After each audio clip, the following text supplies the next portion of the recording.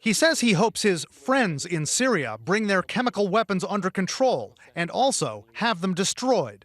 But Vladimir Putin's role as the last best hope for diplomacy in this crisis isn't winning believers in Washington.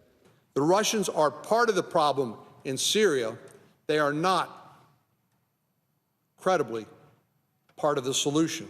Senators John Cornyn, John McCain, and others have been ticking through laundry lists of why they believe Putin won't follow through on getting the Syrians to give up their alleged chemical weapons. Putin's government, they say, simply does too much business with the Syrians. They cite plane loads of Russian weapons sent to the Syrian regime for hefty profits, nearly $1 billion worth in 2011 alone. There's a Russian naval base in Syria, and Putin does business with another U.S. antagonist, Iran. A Russian newspaper reporting Putin's about to offer an advanced air defense missile system to the Iranians and help with a nuclear power plant. Then there's Putin's sense of personal rivalry. Putin's view of his role in the world is to be a counterweight to America. An obsession of Putin's, according to Julia Yaffe, who spent 3 years as a journalist in Russia.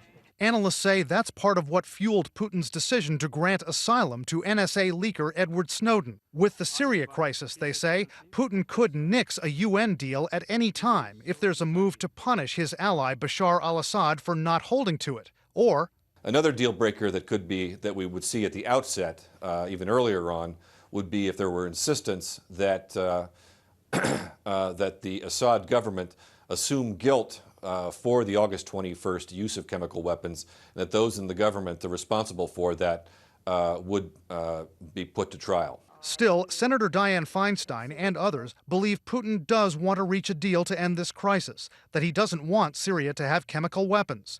Yaffe says Putin wants to show President Obama that he has the ability to end this peacefully if Mr. Obama can't. And there's another motivation. To be center stage, to be somebody that you reckon with, somebody that you have to come to and seek his approval, and you have to come and kiss his ring. The world has to come and kiss his ring. I think that's part of it. And what's frustrating to American leaders, Putin's ties to Syria could kill any effort to punish Bashar al-Assad, or they could be the only way to avoid a military strike.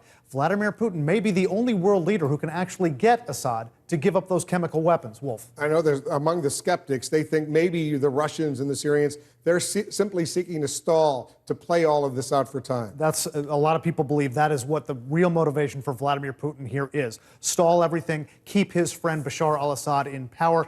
And that's a key point of difference here also between him and the Americans. The Obama administration has called for Assad to go. Putin does not want him thrown out.